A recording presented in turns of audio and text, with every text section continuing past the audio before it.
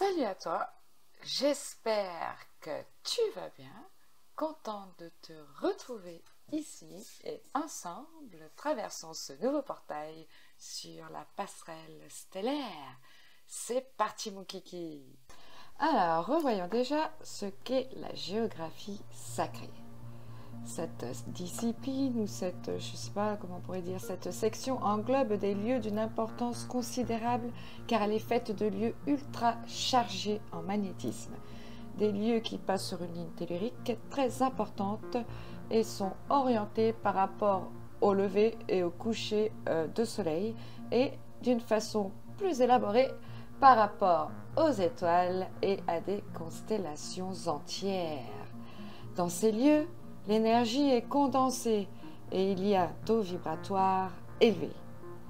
Et en ésotérisme, les lieux censés exister non officiellement sont quand même dans cette géographie sacrée.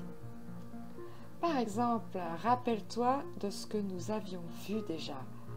L'île de Thulé, l'Hyperborée et le royaume de la reine de Saba. On n'a jamais vraiment pu localiser ces lieux. Ils sont comme dans une autre dimension géographique. Tout comme l'île d'Avalon des Celtes, tu te souviens? Tout comme aussi les Égyptiens qui faisaient des cartes de l'au-delà. Alors, à quelle époque tout ça on se situe? À l'époque du néolithique, c'est-à-dire entre moins 5000 et moins 1500 avant JC donc. Et néolithique signifie l'âge de la nouvelle pierre. Après, nous avons l'âge du cuivre et l'âge de fer dans lequel nous sommes actuellement. Mais les questions hyper importantes sont comment avons-nous pu ériger des monuments comme ça et par qui? Alors, plusieurs hypothèses. Par lévitation, techniques de son qui peuvent annuler la gravitation. Par une population entière, un grand nombre, une masse. Par des géants. Par des extraterrestres, des peuples de la mer, des navigateurs, ou bien les Atlantes, peut-être. Et autre question importante, mais à quoi pouvaient-ils bien servir tous ces monuments? Est-ce que c'était des chambres mortuaires, des tombeaux? Est-ce qu'ils servaient à repérer les lignes telluriques? En tout cas, c'est lié à la géobiologie, le magnétisme, l'énergie, et donc à la guérison, lié à la fertilité, au culte de la déesse mère, au dieu solaire. Est-ce que ça sert de calendrier astronomique, de sanctuaire pour y faire des rituels? Eh bien, vois-tu, ça servait à tout cela. Donc, on peut tout de même admettre qu'il y avait une intelligence bien plus supérieure en termes de connaissances par rapport à nous. Bon, parallèlement à la géographie sacrée, il y a la géométrie sacrée. L'un ne va pas sans l'autre qui englobe les formes géométriques de base, c'est-à-dire le cercle qui représente l'infini, l'esprit, la divinité, le carré qui représente la matière, le nombre 4, le triangle qui représente l'unité, le rectangle, le losange, l'hexagone, le pentagone, le nombre d'or, phi de 1,618 et pi de 3,14. Et ces figures géométriques nous donnent des surfaces qu'on transforme en volume, c'est-à-dire que le cercle en volume devient une sphère, le rectangle devient un parallélépipède, bon tu m'as compris, le carré devient un cube. Tu es d'accord avec ça? Bon, là, on peut quand même dire merci aux inventeurs grecs et égyptiens de l'Antiquité.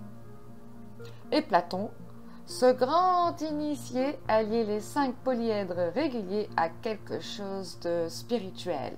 C'est-à-dire que la structure du monde que Dieu a créé a été créée par des formes idéales, parfaites, mathématiques. Dans la pensée divine, avant même la création, il y a eu une programmation géométrique.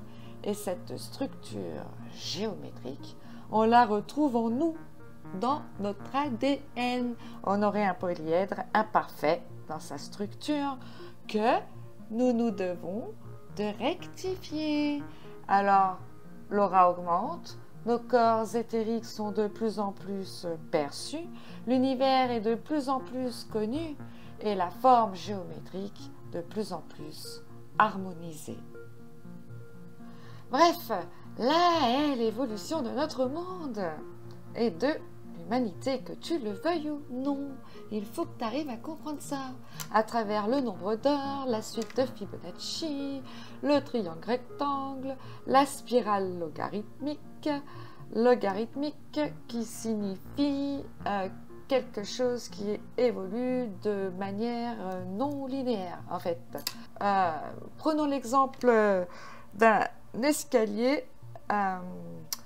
En linéaire, tu montes un escalier où chaque marche est de la même hauteur.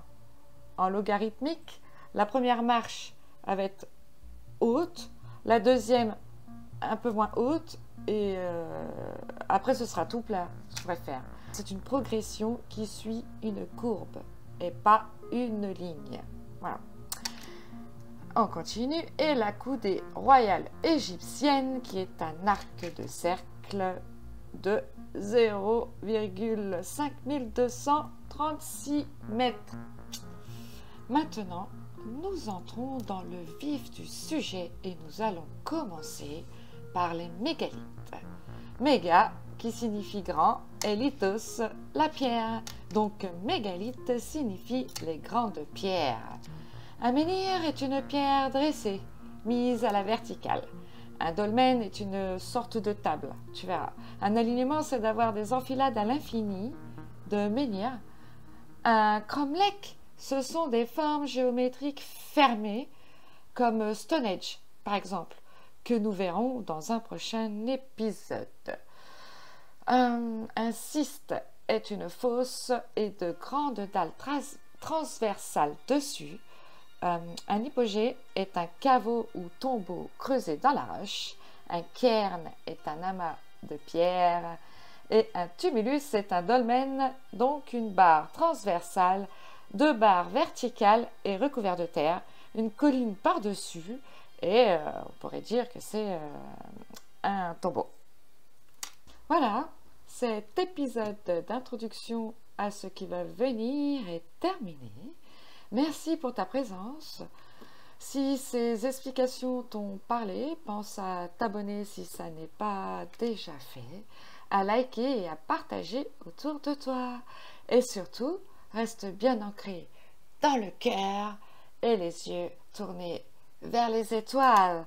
On se retrouve très vite pour la suite sur les mégalithes. D'ici là, porte-toi bien.